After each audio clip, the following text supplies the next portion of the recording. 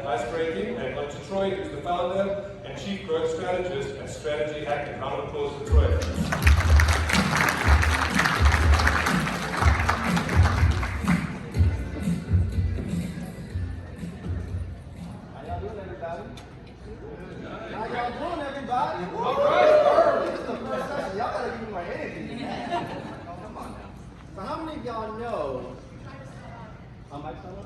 Maybe that's why y'all wasn't giving me energy before. Can't hear me.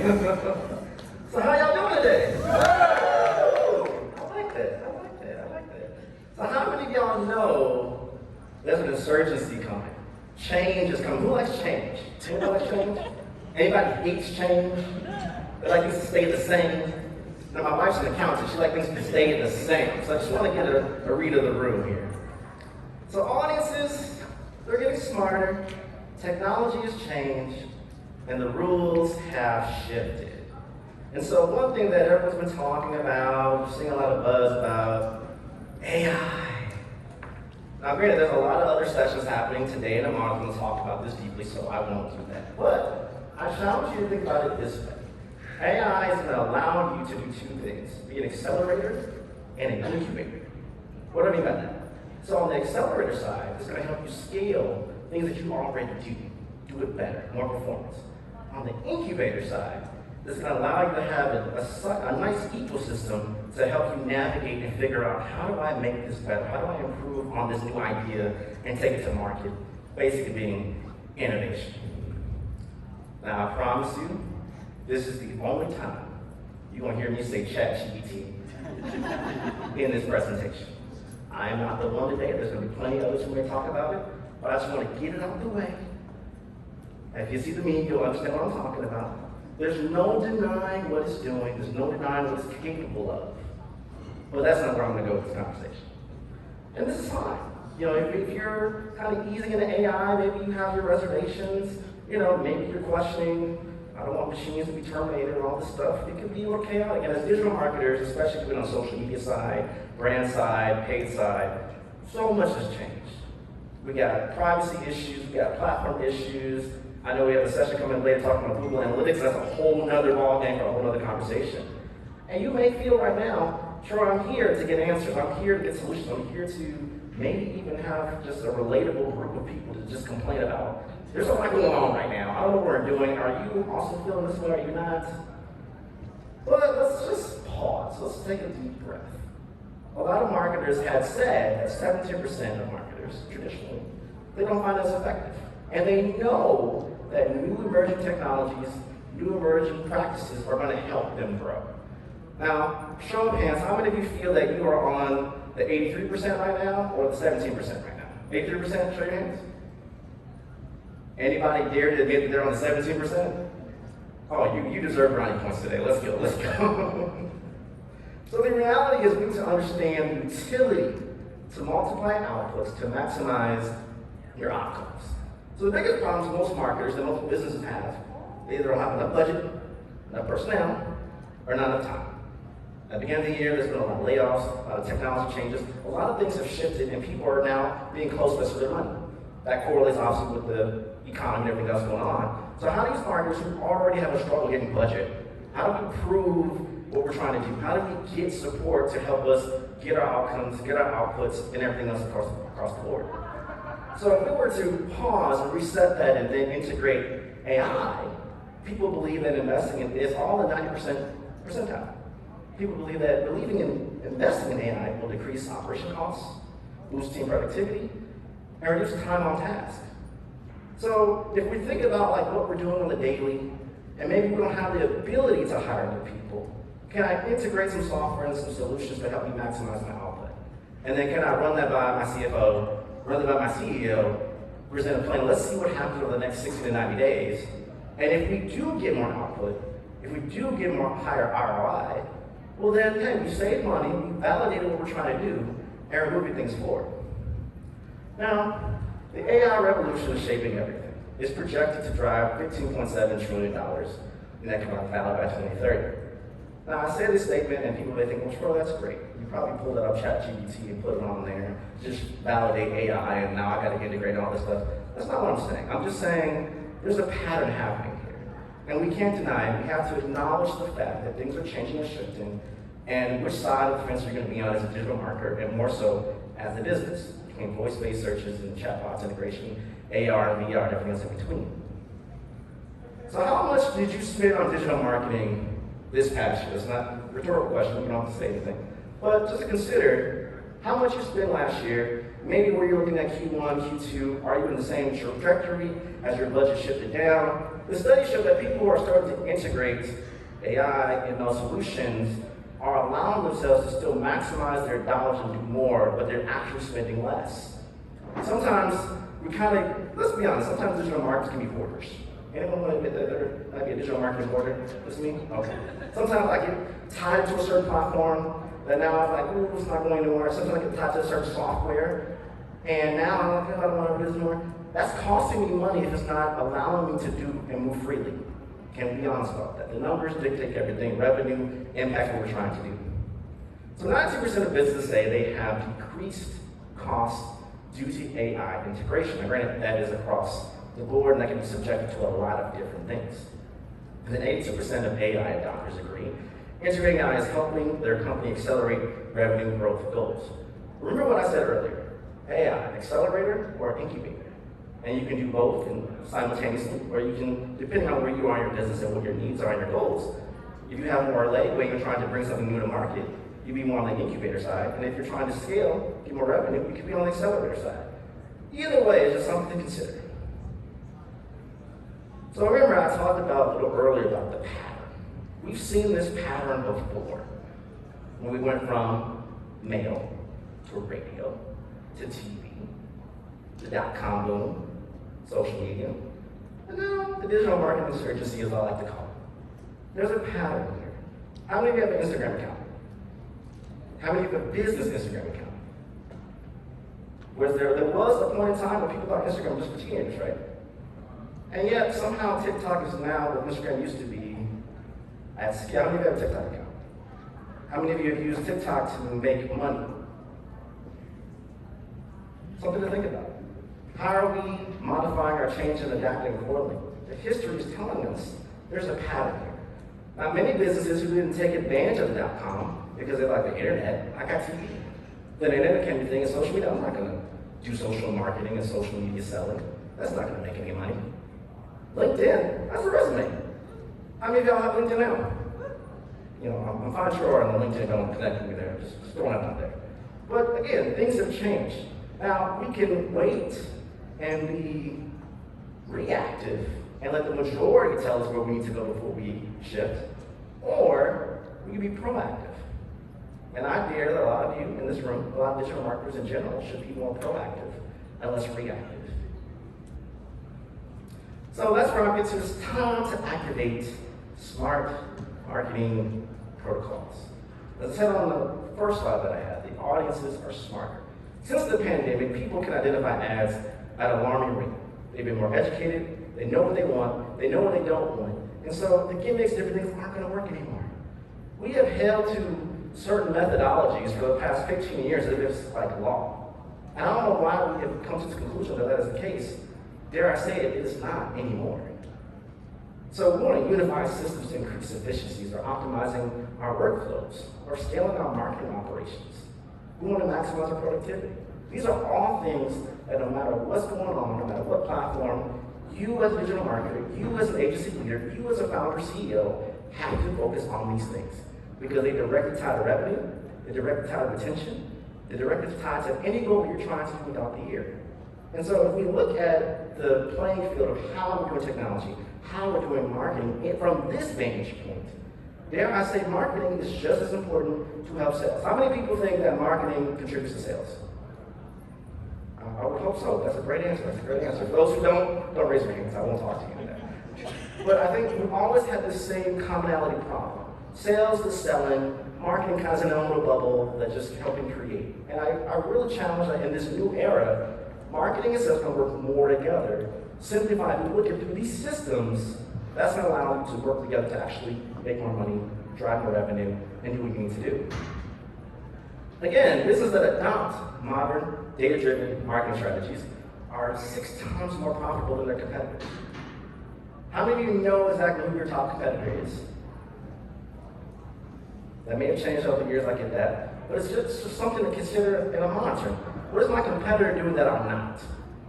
Do they have more funding? Do they have a higher brand authority stake? What are ways and tactics I can employ to take some of that market share and get some more grounded? Why not integrate smart marketing protocols to help you do that? So I have a fun way to assess this. So we talk about AI, we talk about SMPs. Well, Troy, where do I get started? What do I do? So you take your cup: capacity, utility, and performance. How much capacity do I have right now to integrate a tool or try something different?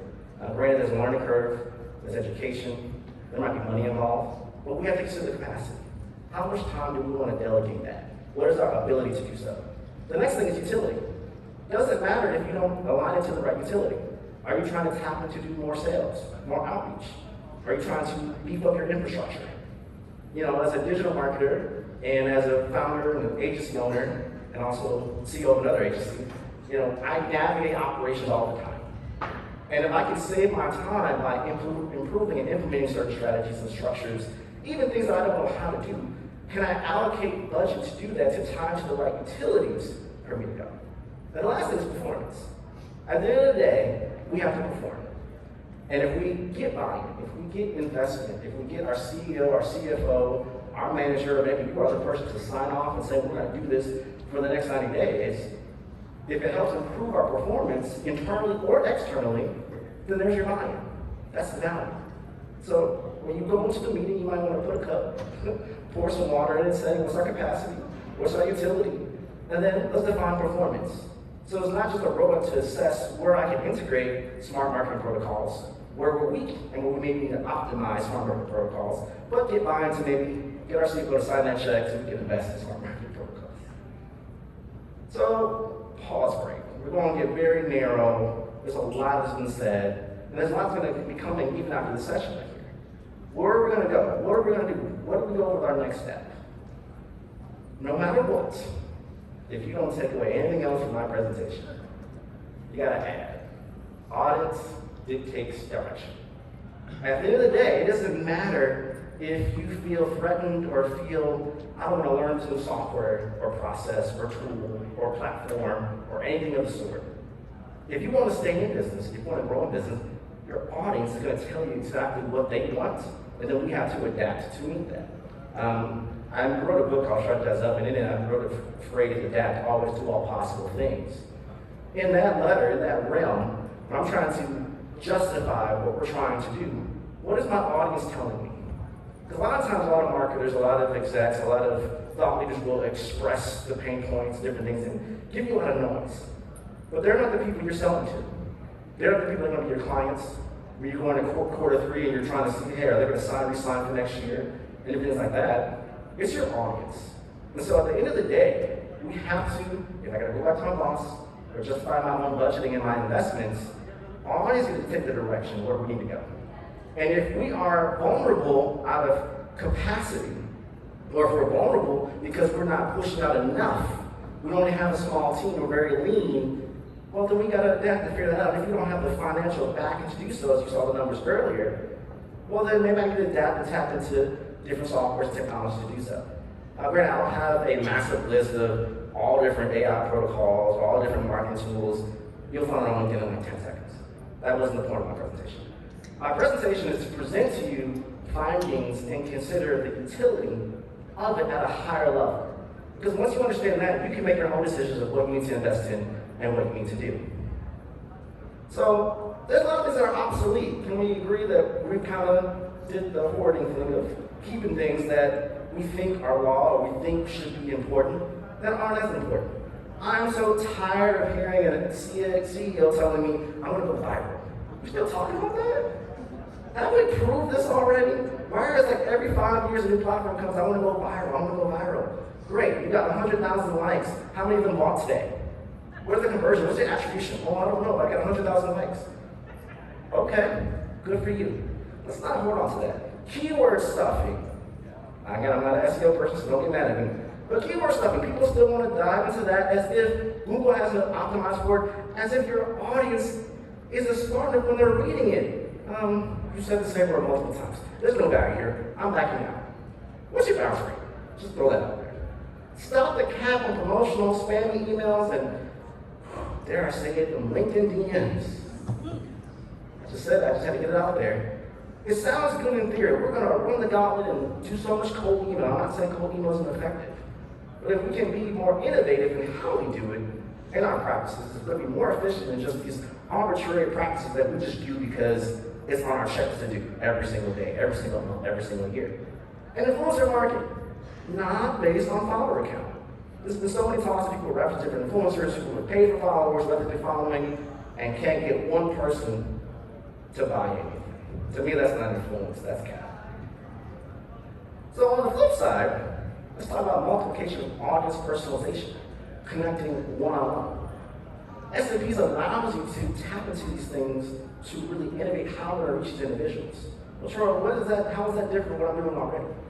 If I can train an algorithm or build my own within an ML to allow me to integrate more personalization at scale based off someone's uses, intentions, and everything else going on, I'm going to have a higher conversion rate, I'm going to push a lot of higher volume, but in a way that saves me time. And so that means less time to be doing the executor of work, especially if you're a lean agency, and more of a general, seeing where things are going and be able to adjust and modify in real time. Obviously, you have automation and you have amplification as well. We all want to automate, but sometimes we're resistant to automation because we're so used to, we're so conditioned to do a certain task. How many of you would say 30% of what you do every day could probably be automated within a month? Maybe you just don't have the time to integrate it yet. Maybe there's a learning curve, or maybe you don't know which software, technology, or tools are out there available to solve this problem. The thing I always say in first consideration is, have I made an SOP of what I've done, standard operation procedure? I've done this multiple times. We make an SOP of defining what this is and what is the outcome. And then maybe integrating that and seeing how do I automate certain parts of it. There's resistance in the beginning, obviously. Then, if I can say by quarter 3, I'm only doing 20% of that task, that saves you more time to do other things. And on to the amplification. We need to be able to amplify our efforts because our audiences are smarter, because it's more competitive. Us doing the same traditional things or obsolete things will not set us apart or keep us moving forward. As I already talked about, I'm going to emphasize streamline and speed up your marketing operations.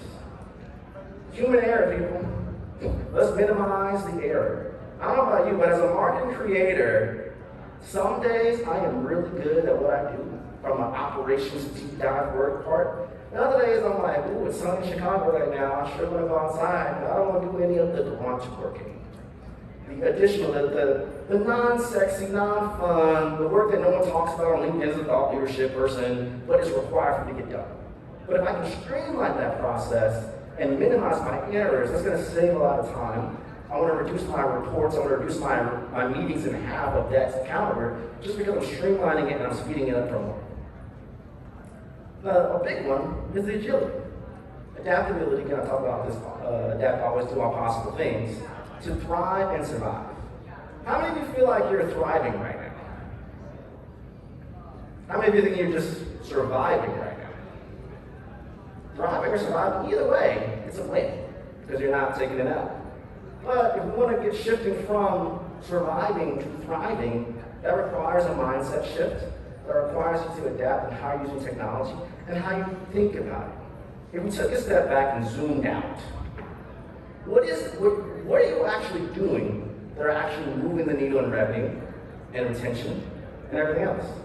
We're being honest, but sometimes people don't want to look in the mirror. I get lost in my checklists and my tasks and all my performances and everything else. But what are you actually doing? How much percentage of your actual time is making things happen? Can we offboard that? Can we delegate it out? We've got to be agile in how we're moving, how we're thinking, how we're doing things. And dare I say, many of us, myself included, we're probably a little tense. And we've got to be more flexible, get our hip flexors moving in our businesses. And let's be honest, that's real. We can all do that. We're not perfect. We can adapt and modify and be more agile. It's necessary. So 350%, y'all. Agile marketing teams are 300% more likely to achieve high ROI. Now, granted, that's a bold statement, and there's a lot of subsets under that. But just, if I can tap to be more agile in my teams, if I can't hire new people right now, if I can't tap into a lot of ad dollars, or maybe my ad dollars aren't working for me after percentage as they were last year, well, maybe I can reallocate those funds, that time, to educate my team and invest in other ways to make this happen. A lot of my clients don't like me. Not that they don't like me. They don't like me because I don't see resistance as why you can't make a change. Anytime they ask me something, well, let's find a new solution to get you where you want to go. Like the GPS. Well, this route is going down 94 traffic. GPS said, hey, go over here. You can save 25 minutes. Reroute it. In the same way, you want to be more agile. You want to have that GPS installed in your business so you can be flexible and know how you're going to shift accordingly. Machine learning, predictive power. Machine learning models can predict customer churn and calculate lifetime value. Granted, it's improved over time. It's going to improve even more over the next 2 to 3 years. Can you honestly say how many clients you currently have or customers or however your business is structured are going to be your retention for you for the next year? We know those percentages. You know this. Does it make you nervous? If you're a CFO or CEO, it makes you nervous. If you're mid-level, you may not be as nervous, but you're still nervous. But it makes me nervous. I need to know the numbers. I need to know if I'm investing, I'm getting a client that I can almost project they may be with me for the next 2 to 3 years. That means I have runway, especially coming out of the pandemic. I want to make sure that I can position my business to make sure I can get the most customers, but also I'm investing in services or products or deliverables that are sustainable.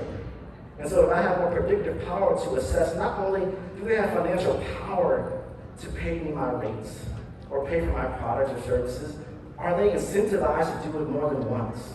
Can I count on that repeatable buyer more than once?